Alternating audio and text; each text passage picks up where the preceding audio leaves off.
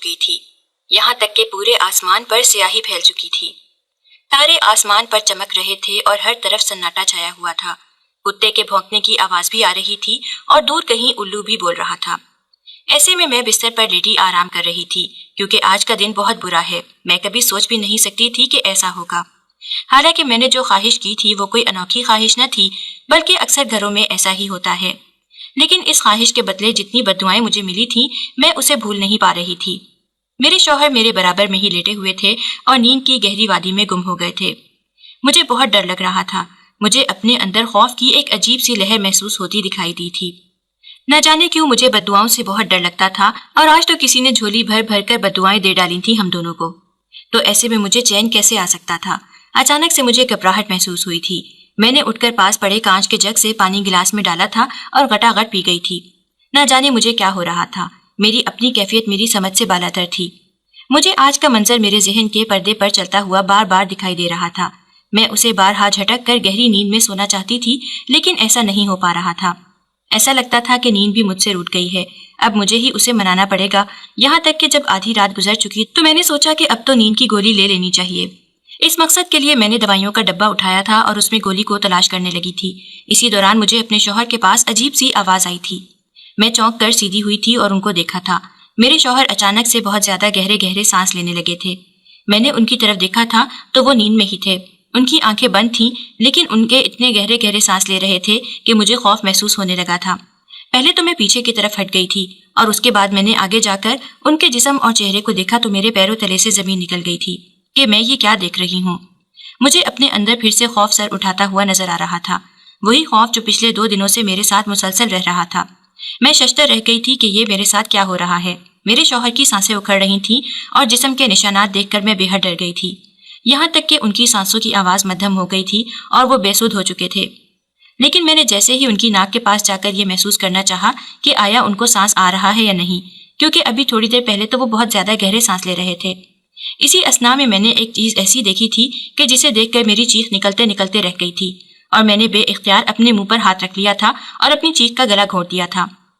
سامنے میرے شوہر لیٹے ہوئے تھے، اور جو منظر میں نے دیکھا تھا اسے دیکھ کر میں کبھی یہ سوچ بھی نہیں سکتی تھی کہ ایسا میرے ساتھ کبھی ہو بھی سکتا ہے۔ میں ڈر کر پیچھے ہٹی تھی اور دوڑ کر دوسرے کمرے میں چلی گئی تھی، اور وہاں جا کر میں نے گہرے گہرے سانس لیے تھے۔ مجھے یقین نہیں ہو رہا تھا کہ میں نے کیا دیکھ لیا ہے۔ میرے رونگٹے کھڑے ہو گئے تھے اور سانسیں عجیب بے ترتیب ہو گئی تھیں۔ مجھے زندگی میں کبھی اس سے پہلے اتنا زیادہ خوف محسوس نہیں ہوا تھا۔ آج میں نے گھر کے سارے کام جلدی جلدی نمٹا لیے تھے، کیونکہ مائی سکینہ نے مجھے اپنے گھر بلایا تھا۔ مائی سکینہ میری پرانی پڑوسن تھی اور میں نے اس سے اپنی پریشانی کہی ہوئی تھی۔ وہ مجھے اچھی طرح سمجھتی تھی کہ میں کیوں پریشان ہو رہی ہوں، اور اس نے میری پریشانی کا حل بھی ڈھونڈ رکھا تھا، اور اسی لیے میں اس کے گھر اس سے ملنے جا رہی تھی۔ مائی سکینہ نے بیل کی آواز سن کر دروازہ کھولا تھا اور مجھے سامنے دیکھ کر بے ساختہ مسکرا دی تھی۔ انہیں یقین تھا کہ میں ان کے پاس ضرور آؤں گی، اور ایسا ہی تھا۔ میں مائی سکینہ کی کسی بات کو ٹال نہیں سکتی تھی، کیونکہ وہ میرے مشکل وقت کی ساتھی تھی، اور اس نے مجھے اس وقت سہارا دیا تھا جب سب لوگ مجھے چھوڑ کر جانے کی باتیں کر رہے تھے۔ مائی سکینہ ان لوگوں میں سے تھی جس کے بہت سے احسانات میری زندگی پر تھے، اور میں اسے کبھی چکا نہیں سکتی تھی، اور اس میں سے ایک ایسا احسان وہ دوبارہ میری زندگی پر کرنے جا رہی تھی۔ اس نے مجھے بتایا تھا کہ میرے پاس ابھی ایک کام کرنے کے لیے لڑکی آتی ہے جس کی عمر 20 سے 23 برس ہے۔ وہ یتیم اور بے سہارا ہے، اور اس کے چچا چچی اسے پال رہے ہیں، اور تمہیں تو پتا ہے کہ ماں باپ نہ ہو تو رشتہ دار کیسے پالتے ہیں۔ فاطمہ بھی ایسے ہی پل رہی ہے، لیکن اب وہ بڑی ہو چکی ہے تو وہ خود کام کر کے پیسے کمانا چاہتی ہے، اور مجھے فاطمہ سے زیادہ کوئی بھی اس قابل نہیں لگا کہ میں تمہیں بتا سکوں۔ اب تم خود دیکھ لو کہ فاطمہ کو تم اس کام کے لیے راضی کر سکتی ہو یا نہیں، اور میں نے اپنا کام کر لیا ہے، اب تم اپنا کام کر لو۔ اور وہ مسکرا کر اندر اپنے کمرے میں چلی گئی تھی۔ میں وہیں بیٹھ کر فاطمہ کا انتظار کرنے لگی تھی۔ تھوڑی دیر بعد جب دروازے کی گھنٹی بجی تھی تو مائی سکینہ نے آگے بڑھ کر دروازہ کھولا تھا، اور دوربین سے دیکھ کر مجھے بتایا تھا کہ فاطمہ آ گئی ہے، اور اس کے بعد انہوں نے گیٹ کھول دیا تھا۔ فاطمہ اندر آئی، اور جب میں نے اسے دیکھا تو میں حیران رہ گئی کہ وہ کہیں سے بھی 20-23 سال کی نہیں لگتی تھی، بلکہ 15-16 سال کی لڑکی لگتی تھی، لیکن اس کی عمر کے لحاظ سے اس کی جسمانی ساخت زیادہ تھی۔ اور جب میں نے اسے دیکھا تو وہ مجھے ہر لحاظ سے اس مقصد کے لیے جس مقصد کے لیے میں اس کے پاس آئی تھی بالکل پرفیکٹ لگی تھی۔ میں نے مائی سکینہ کو کہہ دیا تھا کہ آپ نے ایک بار پھر مجھ پر احسان کر کے مجھے خرید لیا ہے، اور میں آپ کی ہمیشہ شکر گزار رہوں گی۔ تب مائی سکینہ نے مجھے گلے سے لگا لیا تھا اور کہا تھا کہ اللہ تمہاری تمام مشکلات آسان کریں، اور میں تو یہ کہتی ہوں کہ جو قدم تم اٹھانے جا رہی ہو اس سے پہلے ہی تمہاری وہ خواہش پوری ہو جائے جس کے لیے تم کئی سالوں سے تڑپ رہی ہو، اور میں نے بھی بے اختیاری میں سکینہ کی بات پر آمین کہہ دیا تھا اور انہیں دعاؤں کا کہہ کر اور فاطمہ کا نمبر لے کر اپنے گھر پر روانہ ہو گئی تھی۔ فاطمہ کو کچھ بھی معلوم نہیں تھا کہ میں کون ہوں اور میں سکینہ کے گھر پر کیا کر رہی ہوں، بلکہ وہ تو جس طرح کام کرنے آئی تھی اسی طرح خاموشی سے سکینہ کے گھر کام کر رہی تھی۔ اس کے فرشتوں کو بھی نہیں پتا تھا کہ میں اسے کس چیز کے لیے پسند کرنے آئی تھی اور کس چیز کے لیے پسند کر بھی چکی ہوں۔ اب بس اس کے گھر والوں سے بات کرنی تھی جو کہ چچا چچی پر مشتمل تھے، اور اس کے بعد میں جو قدم اٹھانے جا رہی تھی اس کو پورا کرنا تھا۔ حالانکہ میرا دل بری طرح سے دکھا ہوا تھا، لیکن میں نے خود پر قابو پا لیا تھا اور میں وہ کام کرنے جا رہی تھی جو میں نے کبھی اپنی زندگی میں کرنے کا سوچا بھی نہیں تھا اور نہ ہی کبھی اس کا خیال آیا تھا۔ لیکن بعض دفعہ زندگی ہمیں ایسے امتحانات سے دوچار کر دیتی ہے کہ ہمارے پاس کوئی چارہ نہیں رہتا اور ہمیں وہ ناپسندیدہ کام بھی کرنا پڑتا ہے جس کے کرنے سے ہماری جان جاتی ہے، اور اس وقت میرے ساتھ بھی یہی سب کچھ ہو رہا تھا۔ میرا نام علینا ہے اور یہ میری درد بھری کہانی ہے۔ اس کہانی کو پڑھ کر آپ کو اندازہ ہو جائے گا کہ میری زندگی میں ایسی کیا مشکل تھی کہ مجھے ایک ایسا قدم اٹھانا پڑا تھا جس کی وجہ سے مجھے زندگی بھر پچھتانا پڑے گا، اور میں ابھی تک پچھتا رہی ہوں۔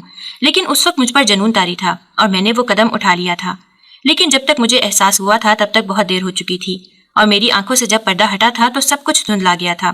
میں چاہتی ہوں کہ آپ میری کہانی آخر تک پڑھیں، اسے سمجھیں اور پھر کبھی زندگی میں کوئی ایسا کام نہ کریں جس کی وجہ سے آپ ہمیشہ ہمیشہ کے لیے اوندھے منہ گر جائیں اور زندگی آپ کے لیے ایک پچھتاوا بن کر رہ جائے۔ آئیے شروع کرتے ہیں۔ میں علینا یوسف علی خان اپنے والدین کی سب سے چھوٹی بیٹی تھی۔ میری 2 بڑی بہنیں اور ایک ہی بھائی تھا۔ 2 بڑی بہنوں کی جلدی شادی ہو گئی تھی۔ کیونکہ میں سب سے چھوٹی تھی اس لیے مجھے ان کی شادی اور یہ سب کچھ اتنا زیادہ یاد نہیں ہے۔ ہاں، بھائی کے ساتھ میری خوب بنتی تھی اور گھر والے مجھے بہت پیار کرتے تھے کہ اب میں ان کے گھر کی ایک ہی بیٹی بچ گئی تھی، کیونکہ دونوں بڑی بہنیں شادی کر کے بیرون ملک چلی گئی تھیں اور وہ والدین سے ملنے 4 سال بعد واپس آتی تھیں۔ تو ایسے میں امی ابو کے پاس میں ہی رہ گئی تھی، جس سے نہ صرف وہ لاڈ جتاتے بلکہ بہت محبت بھی کرتے تھے اور ہر خواہش بھی پوری کرتے تھے۔ ہم لوگ ایک متوسط طبقے سے تعلق رکھتے تھے۔ والدین نے پڑھایا لکھایا بھی تھا، یہاں تک کہ میں نے اپنے شوق کی خاطر جاب بھی کی تھی اور پھر ضرورت کے تحت بھی جاب کر کے گھر کا خرچہ بھی اکثر اٹھایا کرتی تھی۔ ایسا نہیں تھا کہ گھر میں کسی چیز کی تنگی محسوس ہوتی تھی، لیکن پھر بھی بڑھتی مہنگائی کی وجہ سے میں نے جاب بھی کی تھی اور گھر میں پیسے بھی دیے تھے، اور ابو میری اس عادت کی وجہ سے بہت متاثر ہوتے تھے کہ میں نہ صرف گھر کا بلکہ گھر کے مکینوں کا بہت خیال رکھتی تھی۔ میں اکثر امی کی خدمت بھی کیا کرتی تھی، ان کے سر میں مالش کر دیا کرتی، ان کا پرہیزی کھانا بنا دیا کرتی، کیونکہ امی کو شوگر تھی اور وہ زیادہ احتیاط نہیں کرتی تھیں، تو اس لیے میں کھانے پینے میں بھی ان کی احتیاط اکثر پیار سے اور کبھی ڈانٹ کر کروا دیتی تھی۔ ہمارا گھرانہ ایک آئیڈیل گھرانہ کہلاتا تھا، کیونکہ ہم لوگ پیار محبت سے رہتے تھے۔ میں نے چونکہ آپ کو پہلے بتایا کہ میں شوقیہ جاب کرتی تھی، لیکن پھر بڑھتی مہنگائی کی وجہ سے مجھے ضرورت کی وجہ سے بھی جاب کرنی پڑی، تو اس جاب کے دوران میری کولیگ سے میری کافی دوستی ہو گئی اور اس نے مجھے اپنے بھائی کے لیے پسند کر لیا تھا۔ اس کے بھائی کی سرکاری نوکری تھی اور یہی چیز امی ابو کو پسند آ گئی تھی۔ حالانکہ وہ مجھ سے عمر میں بڑے تھے، لیکن چونکہ ہر لحاظ سے ڈیسنٹ تھے تو میں نے بھی ہاں کر دی تھی، اور یوں 24 سال کی عمر میں بیاہ کر میں ان کے در پر آ گئی تھی۔ میرے سسرال میں ساس سسر کے علاوہ میرے 2 دیور تھے اور ایک ہی نند تھی، اور نند وہی کولیگ تھی جس سے میری دوستی ہوئی تھی۔ زندگی اچھی گزر رہی تھی کہ اسی دوران میرے شوہر کو بیرون ملک جانے کا شوق ہوا تھا اور وہ شادی کے کچھ مہینوں بعد ہی دبئی چلے گئے تھے۔ حالانکہ میں نے انہیں بہت منع کیا تھا کہ میں اس طرح زندگی گزارنے کی عادی نہیں ہوں، لیکن انہوں نے میری نہ سنی تھی، بلکہ مجھے مستقبل کے سہانے خواب دکھائے تھے، اور سچ بات تو یہ تھی کہ میں انہی خوابوں میں آ گئی تھی، اس لیے میں نے پھر خوشی خوشی اجازت دے دی تھی۔ لیکن پتہ تو مجھے اس وقت چلا جب سسرال میں اکیلا رہنا پڑا تھا۔ ساس کا موڈ کبھی ٹھیک ہوتا اور کبھی خراب رہتا، اور ان کے منہ پر ایک ہی تانا بار بار ہوتا کہ مجھے تو پہلے مہینے میں ہی اولاد کی خوشخبری مل گئی تھی، تم نے بھی اتنی دیر کیوں لگا دی؟ حالانکہ دیکھا جائے تو میری شادی کو صرف 6-7 مہینے ہی ہوئے تھے، اور ان 6-7 مہینوں میں بھی اگر اللہ کا حکم شامل نہ ہوتا تو میں کیسے اولاد پیدا کر سکتی تھی؟ اس کے بعد میرے شوہر بھی بیرون ملک چلے گئے تھے، تو یہ کیسے ممکن ہو سکتا تھا؟ لیکن اب مجھے اٹھتے بیٹھتے اس بات کے تانے دیے جاتے کہ جی ہماری بہو تو بے اولاد ہے، کیونکہ اس نے پہلے مہینے میں ہی بچے کی خوشخبری ہمیں نہیں سنائی۔ اور میں ان کی سوچ پر حیران رہ جاتی تھی کہ یہ آخر کیسے لوگ ہیں جو کسی کو چین سے جینے نہیں دیتے۔ میں نے اپنے شوہر کو یہ بات بتائی تھی تو انہیں یقین نہیں آیا تھا کہ ان کی والدہ ایسا بھی کہہ سکتی ہیں، یعنی یہاں بھی میں جھوٹی ہی پڑ گئی تھی، اس لیے میں نے کچھ بھی کہنا انہیں چھوڑ دیا تھا۔ 2-3 سال یوں ہی نکل گئے تھے اور میں نے اپنے شوہر کو واپس آنے کا بارہا کہا تھا، لیکن وہ واپس آنے کے لیے راضی نظر نہیں آتے تھے۔ تو میں نے انہیں کہا تھا کہ آپ مجھے وہاں بلا لیں، اور وہ اس بات پر بھی راضی نہیں تھے، کیونکہ اب وہاں کام کے حالات بدل گئے تھے اور سختی کر دی گئی تھی، اس لیے ایسا ممکن نہیں تھا۔ تو میں نے ان سے کہا تھا کہ آخر میں کب تک بے اولادی کے تانے سنوں گی اور کب تک اس طرح پینڈولم کی طرح ہم اپنی زندگی گزاریں گے۔ یہ آخری بار تھا جو میں نے انہیں واپس آنے کا کہا تھا۔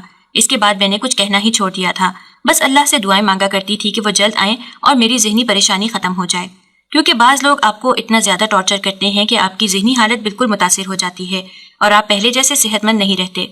یہی سب کچھ میرے ساتھ ہوا تھا۔ میری دعائیں رنگ لائی تھیں اور دبئی میں ان کی جاب کو خطرہ محسوس ہو گیا تھا، اس لیے وہ جاب چھوٹنے سے پہلے ہی واپس پاکستان آ گئے تھے، اور انہوں نے اپنی سرکاری نوکری سے جو 1 سال کی چھٹیاں لی تھیں وہ بھی بڑھ کر 2 سال کی ہو گئی تھی، اس لیے انہوں نے دوبارہ سے اپنی سرکاری نوکری جوائن کر لی تھی۔ اب میری زندگی میں رنگ آنا شروع ہو گئے تھے، کیونکہ اتنا عرصہ شوہر سے دور رہنے کے بعد میری زندگی میں جو خلا پیدا ہو گیا تھا وہ شوہر کے آنے کے بعد آہستہ آہستہ پر ہونا شروع ہو گیا تھا۔ لیکن یہاں میری قسمت دیکھیں کہ اولاد کی خوشی مجھے اب بھی نہیں مل سکی تھی۔ میرے شوہر کو آئے ہوئے بھی تقریباً سال ہونے والا تھا اور اب تو مجھے بانجھ قرار دے دیا گیا تھا۔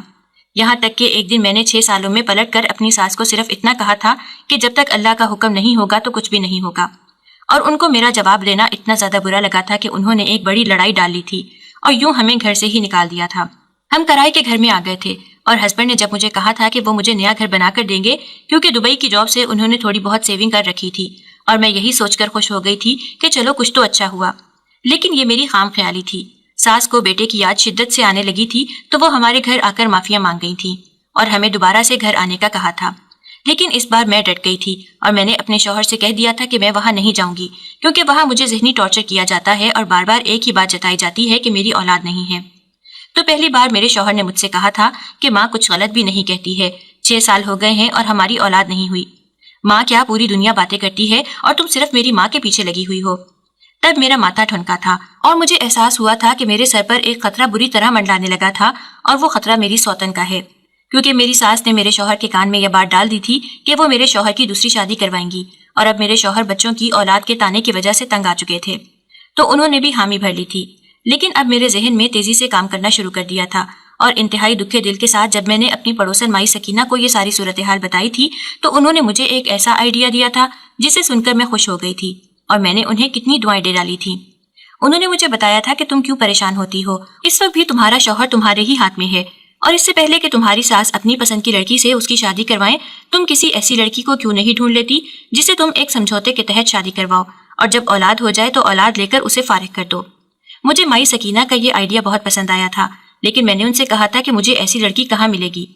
انہوں نے میری یہ مشکل بھی حل کر دی تھی اور مجھے کہا تھا کہ میرے پاس کام کرنے کے لیے فاطمہ نامی ایک لڑکی آتی ہے، وہ بے سہارا اور یتیم ہے، اور چونکہ اس کے چچا چچی لالچی انسان ہیں تو تم اگر ایک بڑی آفر کرو گی تو وہ ضرور اس کانٹریکٹ کے لیے راضی ہو جائیں گے، اور میں نے مائی سکینہ کی بات مان لی تھی۔ اسی دوران میرے شوہر مجھے لے کر دوبارہ ساس کے گھر واپس آ گئے تھے، اور میں نے فاطمہ سے ملنے سے پہلے ہی اپنی ساس کو بتا دیا تھا کہ میں اپنی شوہر کی دوسری شادی کرانے کے لیے تیار ہوں، لیکن لڑکی میری اپنی مرضی سے ہوگی۔ میری ساس تو ویسے بھی پوتے کی خواہش میں جیے جا رہی تھی، اس لیے انہوں نے کوئی اعتراض نہیں کیا تھا، بلکہ وہ تو حیران تھی کہ میں کس طرح اچانک سے اس طرح راضی ہو گئی ہوں، جبکہ انہیں یہ نہیں پتا تھا کہ میرے دماغ میں کیا چل رہا ہے۔ دوسرے دن مائی سکینہ کے بلانے پر میں فاطمہ کو دیکھ آئی تھی اور وہ مجھے ہر لحاظ سے بہتر لگی تھی۔ اب یہ مرحلہ تھا کہ فاطمہ کے چچا چچی کو راضی کیسے کیا جائے، اور انہیں راضی کرنا تو بالکل بائیں ہاتھ کا کھیل ثابت ہوا تھا۔ وہ پیسے کے لالچی انسان تھے، انہوں نے فوراً سے کاغذ پڑھے بنا دستخط کر دیے تھے، اور یوں فاطمہ کے علم میں لائے بغیر میرے شوہر کی میں نے فاطمہ سے شادی کروا دی تھی، اور میں خوش اور مطمئن تھی کہ جلد ہی سوتن کا داغ بھی مجھ سے ہٹ جائے گا اور مجھے اولاد بھی مل جائے گی، کیونکہ IVF کا جو طریقہ ہے حمل کا وہ بہت زیادہ مہنگا تھا، اور اگر پوری زندگی بھی ہم سیونگ کرتے تو ہم کبھی بھی یہ نہ خرید سکتے۔ اس لیے میں نے ایک بہترین راستہ چنا تھا، اور اس میں میں خود کو حق بجانب سمجھ رہی تھی، لیکن مجھے نہیں پتا تھا کہ کسی کے علم میں لائے بغیر اسی کی زندگی پر ایک کانٹریکٹ بنا لیا جائے تو یہ اس شخص کے ساتھ بے حد زیادتی ہے اور ظلم ہے۔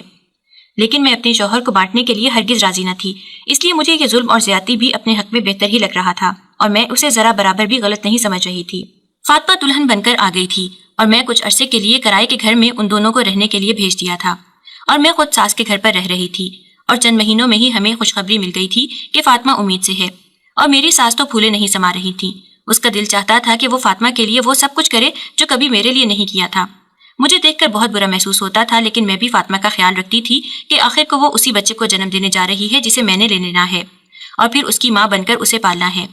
دن گزرتے رہے اور فاطمہ نے خوبصورت اور صحت مند بیٹے کو جنم دیا تھا، اور بیٹے کی خبر سنتے ہی گھر کے سب افراد خوش تھے۔ اسی دوران ایمرجنسی میں میری ساس کو میری نند کے پاس بیرون ملک جانا پڑا تھا، اور میرے لیے تو راستہ جیسے آسان ہو گیا تھا۔ میں نے پورے 1 ہفتے بعد فاطمہ کو کہہ دیا تھا کہ اب اس کا کام ختم ہو گیا ہے، لہٰذا وہ چلی جائے، اور میں نے اس سے بچہ بھی لے لیا تھا، اور میں نے اسے کانٹریکٹ بھی دکھا دیا تھا کہ کانٹریکٹ اس کے چچا چچی سے ہوا تھا، لہٰذا وہ کبھی دوبارہ یہاں پلٹ کر نہ آئے۔ میں نے اپنے شوہر کو بھی اپنا ہم خیال بنا لیا تھا۔ اس لیے مجھے کسی قسم کی کوئی دقت پیش نہیں آئی تھی، لیکن میں نہیں جانتی تھی کہ آگے میرے ساتھ کیا ہونے والا ہے۔ فاطمہ تو اس قدر روئی تھی کہ میں خود بھی تڑپ گئی تھی، لیکن میں نے اپنا دل پتھر بنا لیا تھا اور میں کمزور نہیں بننا چاہتی تھی۔ اگر میں ذرا بھی کمزور بن جاتی تو میری حیثیت کسی کوڑے دان سے زیادہ نہ ہوتی جو ایک طرف پڑا رہتا ہے اور اپنی قسمت پر روتا رہتا ہے۔ میں اپنے پاؤں پر کلہاڑی نہیں مار سکتی تھی، اس لیے میں نے فاطمہ کو گھر سے چلے جانے کا کہا تھا۔ وہ میرے پاؤں تک پڑ گئی تھی، لیکن میں نے اسے کہہ دیا تھا کہ اگر تمہیں اس گھر میں رکھا تو پھر میری کوئی حیثیت نہیں رہے گی، اور تم یقین جانو کہ میں تمہارے بچے کو اپنے بچے کی طرح ہی پالوں گی۔ ویسے بھی میں ایک عرصے تک اولاد کو ترستی رہی ہوں تو میں کیسے اسے کسی مشکل میں ڈال دوں گی۔ فاطمہ میری منتیں کر کر کے تھک چکی تھی اور روتے ہوئے وہ اس گھر سے چلی گئی تھی، یہاں تک کہ بار بار مڑ کر اپنے چھوٹے سے بچے کو دیکھتی تھی۔ جب وہ بھوک کی شدت سے رو رہا تھا، میں نے اس کے لیے ڈبے کا دودھ منگوا لیا تھا اور اس کا خیال رکھنے لگی تھی، لیکن چونکہ میں پہلی بار ماں بنی تھی اور مجھے اس کا خیال رکھنا نہیں آ رہا تھا، اس کے باوجود میں اپنی سی کوشش کر رہی تھی۔ دوسری طرف میری ساس بھی فون کر کے پوتے کی خیریت دریافت کرتی رہی، جبکہ فاطمہ کے بارے میں جب وہ پوچھتی تھیں تو میں انہیں کہتی تھی کہ جب آپ آئیں گی تو میں آپ کو بتا دوں گی، یعنی میں ہر ممکن طور پر انہیں ٹال دیا کرتی تھی۔ ایک دن انہوں نے بہت ضد لگائی کہ وہ فاطمہ سے بات کر کے رہیں گی، تو میں نے انہیں کہہ دیا کہ فاطمہ تو اس گھر کو چھوڑ کر چلی گئی ہے اور اس نے کہہ دیا تھا کہ وہ دوبارہ کبھی اس گھر میں نہیں آئے گی۔ میری ساس بالکل چپ ہو گئی تھی اور فون کٹ گیا تھا، اور میں نے اپنی جان چھوٹنے پر شکر ادا کیا تھا کہ میں اس سے زیادہ جھوٹ نہیں بول سکتی تھی۔ دوسری طرف میرے شوہر بھی خوش نظر آ رہے تھے اور اپنے بیٹے کا بھرپور خیال رکھتے تھے۔ اپنے شوہر کو خوش دیکھ کر میں بھی خوش رہنے لگی تھی اور یہ تک بھول گئی تھی کہ کسی کی بددعا بری طرح میرا پیچھا کر رہی ہے۔ میرے شوہر نے صرف ایک بار ہی فاطمہ کا پوچھا تھا اور میں نے انہیں بتا دیا تھا کہ سب کچھ آپ کے علم میں ہے اور آپ اچھی طرح جانتے ہیں کہ وہ کہاں چلی گئی ہے، لہٰذا اب آپ بھی اس بحث کو ختم کر دیں۔ میرے شوہر کو صرف یہ بات پتا تھی کہ فاطمہ بھی اس کانٹریکٹ میں شامل تھی، لیکن یہ ایک ایسا راز تھا جو صرف مجھے ہی معلوم تھا کہ فاطمہ اس کانٹریکٹ میں کبھی بھی شامل نہیں رہی تھی، اسے تو کچھ معلوم ہی نہیں تھا۔ اس ایک ہفتے کے دوران مجھے 2 بار ڈاکٹر کے پاس چکر لگانا پڑا تھا، کیونکہ میرے شوہر کی اولاد یعنی ان کا بیٹا محمد حاشر 2 بار بیمار ہو چکا تھا، اور دونوں بار ڈاکٹر نے مجھے ہدایت کی تھی کہ اس بچے کو ماں کے دودھ کی ضرورت ہے، ڈبے کا دودھ بند کر دیں۔ اب میں انہیں کیا بتاتی کہ اس کی ماں کو تو میں نے اس گھر سے نکال دیا ہے، اور اس کی تو ہر ممکن کوشش ہے کہ وہ دوبارہ اس گھر میں آئے اور اپنی ممتا کی آغوش میں اپنے بیٹے کو لے لے اور اپنی ممتا کی آگ بجھا لے، لیکن میں ایسا ہرگز نہیں چاہتی تھی۔ یہاں تک کہ کافی بار مجھے رانگ کالز بھی آتی تھیں جس میں کال کرنے والا کچھ بھی نہیں کہتا تھا، اور اس دوران میں بیٹے کا خیال رکھ رہی ہوتی تھی تو وہ ڈسٹرب ہوتا تھا اور اس کے رونے کی آواز فون میں صاف سنائی دیتی تھی۔ میں سمجھ جاتی تھی کہ یہ کوئی اور نہیں بلکہ فاطمہ ہے جو اپنی ممتا کے ہاتھوں مجبور ہو کر مجھے فون کرتی ہے تاکہ اسے اپنے بیٹے کی آواز سنائی دے۔ اور ایسا ہی تھا، کیونکہ ایک بار اسی نمبر سے فون آیا تھا اور اس دوران فاطمہ نے مجھ سے بات کی تھی، بلکہ اس نے مجھے کہا تھا کہ مجھے تمہارے شوہر کی کوئی ضرورت نہیں ہے، اب تم لوگوں نے جو کھیل میرے ساتھ کھیلا ہے میں تمہیں معاف کر دوں گی اگر تم مجھے میرا بیٹا واپس لوٹا دو۔ میں ہنس پڑی تھی اور میں نے فاطمہ سے کہا تھا کہ مجھے اس کی معافی کی ضرورت بھی نہیں ہے، کیونکہ مجھے جو بہتر لگا تھا وہ میں نے کیا ہے، اور میں نے اپنی زندگی بچائی ہے اور اپنے ہنستے بستے گھر کو اجڑنے سے بچا لیا ہے۔ اب تم خود ہی بتاؤ کہ میں نے کیا برا کیا ہے۔ دوسری طرف مجھے صرف اس کی سسکیوں کی آواز سنائی دی تھی اور اس نے مجھے بتایا تھا کہ میں تمہیں بتاؤں کہ تمہارا قصور کیا ہے، تم نے ایک ماں سے ایک بچے کو چھین لیا ہے، میں بھی اس بچے کو اچھی طرح پال سکتی ہوں، اگر میں یتیم اور بے سہارا ہوں تو کیا ہوا، میں اس مقصد کے لیے کورٹ بھی جا سکتی ہوں۔ تب میں نے اسے بتایا تھا کہ یہ کانٹریکٹ تمہارے سرپرستوں کی موجودگی میں ہوا تھا، تم کچھ بھی نہیں کر سکتی، اور میں نے ہر لحاظ سے تسلی کرنے کے بعد ہی تمہیں اس کانٹریکٹ میں پھنسایا تھا۔ یہ سن کر وہ زارو قطار رو دی تھی۔ اس نے مجھے کہا تھا کہ میں ایک دن ضرور اپنی بات پر پچھتاؤں گی اور اپنے کیے پر ہر وقت شرمندہ رہوں گی۔ تب میں نے فون بند کر دیا تھا کیونکہ محمد حاشر بری طرح رو رہا تھا، اسے بھوک لگی تھی۔ محمد حاشر کا وزن بڑھنے کے بجائے گھٹتا جا رہا تھا اور ڈاکٹر مجھے بارہا کہہ رہے تھے کہ اسے ماں کا دودھ دیا جائے، لیکن میں بھی اسے ڈبے کے دودھ پر ہی رکھنا چاہتی تھی۔ ماں کا دودھ میں کہاں سے ارینج کرتی؟ میں نے تو فاطمہ کو ہمیشہ کے لیے اس کی زندگی سے نکال دیا تھا، اور یہی میری سب سے بڑی غلطی ثابت ہوئی تھی۔ اس بچے کو فارمولا ملک سے شدید الرجی تھی اور میں مسلسل اسے فارمولا ملک دے رہی تھی، اور اسی شدید الرجی نے جو اسے پیدائش سے ہی لاحق تھی اس کی جان لے لی تھی۔ جی ہاں، میری ساس کے آنے سے چند ہفتے پہلے ہی محمد حاشر میرے ہی ہاتھوں میں دم توڑ گیا تھا، اور مجھے یوں لگا تھا کہ میں بھری دنیا میں اکیلی رہ گئی ہوں۔ مجھے اس سے محبت تھی، وہ ننھا سا بچہ میرا کچھ بھی نہیں بگاڑ سکتا تھا، بلکہ وہ تو بے حد معصوم اور نادان تھا، اور میں اپنی زندگی کی کچھ شفاف حقیقت کی وجہ سے اسے قصوروار نہیں ٹھہرا سکتی تھی۔ لیکن جب محمد حاشر کی سانسوں کو اپنے ہی ہاتھوں میں دم توڑتے دیکھا تھا، تب مجھے پہلی بار احساس ہوا تھا کہ میں نے فاطمہ اور محمد حاشر دونوں کے ساتھ بہت غلط کیا ہے، اور کہیں نہ کہیں محمد حاشر کی موت کی ذمہ دار میں خود ہوں۔ میں نے فاطمہ کو فون کر دیا تھا اور اسے بتا دیا تھا کہ وہ اپنی ممتا کی پیاس بجھانے کے لیے آ جائے۔ یہ سن کر وہ خوش ہو گئی تھی، لیکن اسے نہیں معلوم تھا کہ وہ ایک جنازے کو دیکھنے آ رہی ہے، اور جب وہ ہمارے گھر آئی تھی اور اس نے بچے کو کفن میں لپٹا ہوا دیکھا تھا تو وہ وہیں گر گئی تھی، اور اس نے اسی وقت جھولی اٹھائی تھی۔ میری طرف اور میرے شوہر کی طرف دیکھا تھا اور کہا تھا کہ تم سب اس کا حساب دو گے. جس طرح تم نے میرے بچے کی جان لی ہے تم سب کو اپنے اس عمل کا جواب دہ ہونا ہے. وہ بآواز بلند سسکیوں سے رو رہی تھی یہاں تک کہ وہ بے ہوش ہو گئی تھی اور پھر کبھی ہوش میں نہیں آ سکی تھی. یعنی فاطمہ بھی اپنے بیٹے کے ساتھ ہی اپنے بیٹے کے غم میں اس جہان سے رخصت ہو چکی تھی اور اسے واقعی میں اس قید خانے سے آزاد ہی ہو جانا چاہیے تھا جہاں انسانوں کی شکل میں درندے رہتے تھے. میرے شوہر اپنے بیٹے اور فاطمہ کو دونوں کو دفنا کر آئے تھے. ویسے بھی وہ دونوں ہی لاوارث اور بے سہارا تھے اور ان دونوں کا انجام بھی ایسے ہی ہوا تھا. میرے شوہر بھی بہت زیادہ دکھی تھے اور میرے اندر بھی آگ جل رہی تھی کہ اولاد میرے پاس آ کر بھی واپس لوٹ گئی تھی. اب مجھے اپنی اگلی زندگی میں بالکل اندھیرا ہی نظر آ رہا تھا. میرے شوہر نیند میں گہرے گہرے سانس لینے لگے تھے. وہ ان کے جنازے کو دفنا کر ابھی واپس ہی آئے تھے جبکہ میری آنکھوں سے نیند اوجھل ہو چکی تھی. میں نے انہیں اٹھ کر دیکھا تھا تو یہ دیکھ کر میرے پیروں تلے زمین نکل گئی تھی کہ ان کی سانس کی رفتار مدھم ہو رہی تھی اور ان کے چہرے پر اور ہتھیلیوں پر اور ان کے ہاتھوں پر نیل کے نشانات پڑ گئے تھے جو اس بات کی نشاندہی کرتے تھے کہ ان کے جسم میں آکسیجن کی شدید کمی ہو رہی تھی. میں نے فوراً سے انہیں پمپ لا کر دیا تھا کہ شاید انہیں استما کا اٹیک ہوا ہے لیکن پھر وہ بے ہوش ہو گئے تھے اور میں نے اپنے دیور کو جگا کر انہیں ہاسپٹل لے جانا چاہا تھا جہاں اس بات کی تصدیق ہو گئی تھی کہ انہیں فالج کا شدید اٹیک ہوا تھا اور وہ بائیں حصے سے بری طرح مفلوج ہو گئے تھے. یہ خبر میرے سر پر بجلی بن کر گری تھی لیکن چونکہ میں اپنے شوہر سے بہت محبت کرتی تھی اس لیے میں نے ان کی خدمت میں دن رات ایک کر دیا تھا. یہاں تک کہ اپنی ذات کو بھی بھلا دیا تھا اور اللہ سے رو کر اپنے گناہوں کی معافی مانگ رہی تھی کہ شاید یہ فاطمہ اور اس کے بیٹے کے ساتھ جو کچھ ہم نے کیا ہے اس کا نتیجہ ہے. لیکن اب کچھ بھی نہیں ہو سکتا تھا. یہ میرے شوہر کے حصے کی سزا تھی جو انہیں ملی تھی اور ان کے ساتھ ہی ایک طور پر مجھے بھی سزا ملی تھی کہ مجھے دن رات ان کے پاس 24 گھنٹے حاضر رہنا پڑتا تھا کہ کب انہیں میری ضرورت پڑ جائے. میں اپنی ذمہ داری کو بوجھ سمجھ کر ادا نہیں کر رہی تھی لیکن کبھی کبھی میں بہت زیادہ تھک جاتی تھی. میرے شوہر کی نوکری بھی چھوٹ گئی تھی لیکن چونکہ وہ ریٹائرڈ بھی ہونے والے تھے اس لیے ان کی پینشن آتی رہتی تھی. اسی وجہ سے ہمارا گزر بسر ہو رہا تھا. میری ساس نے ایک بار پھر سے ہمیں ہمارے گھر سے نکال دیا تھا. جب انہیں ساری کہانی پتہ چل چکی تھی تو وہ وہاں ہم دونوں کی شکل بھی دیکھنا نہیں چاہتی تھی. حالانکہ یہی وہ لوگ تھے جن کے تانوں سے تنگ آ کر میں نے یہ قدم اٹھایا تھا.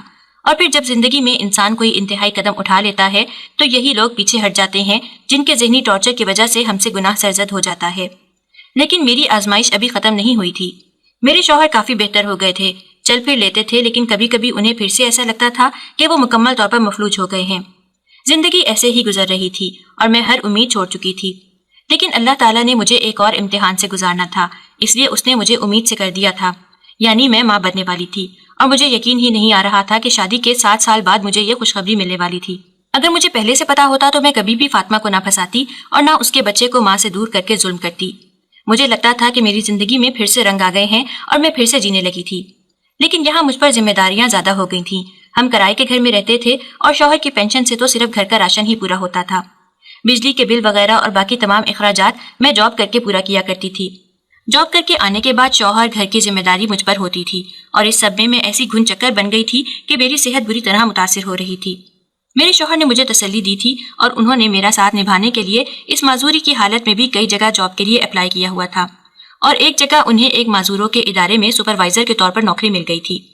تنخواہ معمولی تھی لیکن ہمارے لیے تو یہی بہت تھا. میری اپنی جاب بھی جاری تھی اور یوں حالات تھوڑے بہتر ہو گئے تھے. لیکن میں نہیں جانتی تھی کہ حالات اب ہمارے لیے امتحان بن کر بیٹھے ہیں. تمام لوگوں کو جب پتا چلا تھا تو ان سب لوگوں نے ہم سے قطع تعلق کر لیا تھا. یہاں تک کہ میرے والدین نے بھی مجھے برا بھلا کہا تھا کہ میں نے ایک بچی کی جو بے سہارا تھی اور یتیم تھی اس کے بچے کے ہمراہ اس کی جان لے لی تھی. جبکہ میرا خدا گواہ تھا کہ میری نیت بری نہیں تھی. ہاں لیکن مجھ سے یہ گناہ ہوا ضرور تھا. انجانے میں ہی صحیح میں نے غلط قدم اٹھایا تھا اور اس کا خمیازہ ابھی تک بھگت رہی تھی. میری ساس کو جب خبر ہوئی کہ میں امید سے ہوں تب بھی اس کا دل نرم نہیں ہوا تھا. لیکن مجھے اب کسی کی کوئی پرواہ نہیں تھی. یہی وہ لوگ تھے جن کی وجہ سے میں نے یہ انتہائی قدم اٹھایا تھا اور اب یہی وہ لوگ تھے جنہوں نے مجھے اپنی زندگی سے نکال دیا تھا. نہ جانے کیوں انسان کسی دوسرے انسان کا دشمن بن جاتا ہے یہاں تک کہ وہ دوسرا انسان ہر حد پار کر لیتا ہے اور خود ہی برا بن جاتا ہے. میرے ساتھ بھی یہی ہوا تھا. مجھے برا بنانے میں میرے سسرالیوں کا خاص طور پر میری ساس کا زیادہ ہاتھ تھا. لیکن اب وہ ہم سے قطع تعلق کر کے پوری دنیا کی نظروں کے سامنے اچھی بن گئی تھی. میری زچگی کے دن قریب آتے جا رہے تھے اور میری طبیعت میں عجیب بے چینی بڑھتی جا رہی تھی. میں نے اپنے شوہر سے ذکر کیا تھا تو انہوں نے کہا تھا کہ شاید ہر عورت کے ساتھ یہی ہوتا ہو. تم پھر بھی ڈاکٹر کو دکھا دینا. جب میں ڈاکٹر کو دکھانے کے لیے ہاسپٹل آئی تھی تبھی ڈاکٹر نے جو مجھ پر انکشاف کیا تھا وہ میرے پیروں تلی سے زمین نکالنے کے لیے کافی تھا. میں وہیں بیٹھ گئی تھی اور زاروں قطار روتی رہی تھی. آس پاس سے تمام گزرنے والے افراد مجھے دیکھ رہے تھے اور مجھ پر ترس کھا رہے تھے. لیکن میں انہیں کیا بتاتی کہ میرا خود کا بویا ہوا بیج ہے جو تناور درخت بن کر مجھے ہی پھل دے رہا ہے. ڈاکٹر نے مجھے ایسی خبر سنائی تھی کہ میں خود سے نظریں ملانے کے قابل نہیں تھی۔ ڈاکٹر نے مجھے بتایا تھا کہ میرا بچہ پیدائشی طور پر معذور ہے، نہ وہ چل سکے گا، نہ وہ دیکھ سکے گا اور نہ ہی وہ سن سکے گا۔ اس دن گھر آ کر میں بہت روئی تھی، یہاں تک کہ میں فاطمہ کی قبر پر آئی تھی اور محمد حاشر اسی کے برابر میں اپنی قبر میں آرام فرما رہا تھا۔ میں پورا ایک دن ان کی قبور پر اپنی گناہوں کی معافی مانگتی رہی تھی کہ مجھے علم ہو گیا تھا کہ میرے بچے کا اس طرح پیدائشی طور پر معذور ہونا ضرور ان دونوں کے ساتھ کیے گئے ظلم کی وجہ سے ہی ہوا ہے۔ رات ہو گئی تھی اور میں ٹوٹے دل اور تھکے تھکے قدموں سے گھر واپس آ گئی تھی۔ میرے شوہر پریشان ہو گئے تھے اور میری یہ حالت دیکھ کر تو ان کے اوسان ہی خطا ہو گئے تھے۔ میں نے انہیں بتایا تھا کہ ہمارا بچہ معذور پیدا ہوگا۔ یہ سنتے ہی ان کی طبیعت بگڑ گئی تھی اور ان پر فالج کا اثر دوبارہ ہوا تھا۔ بروقت دوائیاں دینے کی وجہ سے وہ تھوڑا بہت تھم گیا تھا، لیکن اثر بہرحال دوبارہ ضرور ہوا تھا۔ اس دن ہم دونوں مل کر بہت روئے تھے اور میں نے اپنے شوہر سے بھی معافی مانگ لی تھی کہ یہ سب میرا منصوبہ تھا جس کی وجہ سے ہم آج تک یہ سب بھگت رہے ہیں۔ میری ڈاکٹر نے مجھے بتایا تھا کہ اگر آپ اس معذور بچے کو پیدا کرنا چاہتی ہیں تو آپ مجھے فون کر کے بتا دیجیے گا تاکہ میں آپ کا ابارشن کا اپوائنٹمنٹ کینسل کر دوں۔ اور میں نے شوہر سے پوچھا تھا، انہوں نے میری طرف دیکھا تھا اور فیصلہ مجھ پر چھوڑ دیا تھا۔ لیکن میں ایک ماں تھی اور پورے 7 سال بعد یہ خوشخبری مجھے مل رہی تھی، چاہے ٹوٹی پوٹی ہی صحیح، آدھی ادھوری ہی صحیح، لیکن میں کبھی بھی اپنی اولاد کو اپنے ہاتھوں سے مارنا نہیں چاہتی تھی۔ تب مجھے فاطمہ کا احساس بری طرح سے ہوا تھا کہ کس طرح میں نے ایک ماں سے اس کا بچہ چھینا تھا، اور آج خود مجھ پر یہ برہلا آ گیا تھا کہ مجھ سے پوچھا جا رہا تھا کہ کیا میں اپنے بچے کو مارنا چاہتی ہوں یا اسے زندہ رکھنا چاہتی ہوں۔ اور یہ سنتے ہی میرے دل پر جو چھریاں چلی تھیں وہ میں ہی جانتی تھی۔ میری سزا لمبی ہوتی جا رہی تھی اور میں نے اللہ کے آگے سجدے میں سر رکھ کر گڑ گڑا کر اللہ سے دعا کی تھی کہ یا اللہ میری آزمائش ختم کر دے۔ میں مانتی ہوں کہ مجھ سے غلطی ہوئی ہے اور میں ظالم بن گئی تھی، لیکن اب یہی ظالم تیرے سامنے مظلوم بن گئی ہے، تو مجھے معاف فرما دے۔ مجھے معلوم نہیں تھا کہ میری توبہ قبول ہوئی بھی ہے یا نہیں، لیکن جب میرا بیٹا پیدا ہوا تھا تو میں نے اس کا نام محمد حاشر رکھا تھا، اور جو 3 معذوریاں ڈاکٹر نے گنوائی تھیں اس میں سے صرف ایک معذوری اس میں موجود تھی کہ وہ بول نہیں سکتا تھا، یعنی اولاد ہو کر بھی ہمارے پاس یہ سزا تھی کہ وہ پوری عمر خاموش زندگی گزارے گا اور ہم ماں بابا سننے کے لیے ہی ترس جائیں گے۔ لیکن میرے لیے یہی بہت تھا کہ میری اولاد میرے سامنے تھی، چاہے خاموش ہی صحیح لیکن میرے سامنے تو تھی، اور میں سمجھ گئی تھی کہ اللہ نے میری توبہ قبول کر لی ہے، لیکن پوری زندگی کا سبق سکھانے کے لیے میری اولاد کو زندگی بھر کے لیے خاموش کر دیا ہے، اور میرے لیے یہی بہت تھا کہ مجھے معافی مل گئی ہے۔ اب میں ایک نئے سرے سے زندگی شروع کرنا چاہتی تھی اور تمام پچھلی باتیں بھلا دینا چاہتی تھی، حالانکہ ان تمام باتوں پر پچھتاوا تو اب زندگی بھر کا تھا جو کبھی ختم نہیں ہو سکتا تھا، لیکن پھر بھی ایک کوشش تو کی جا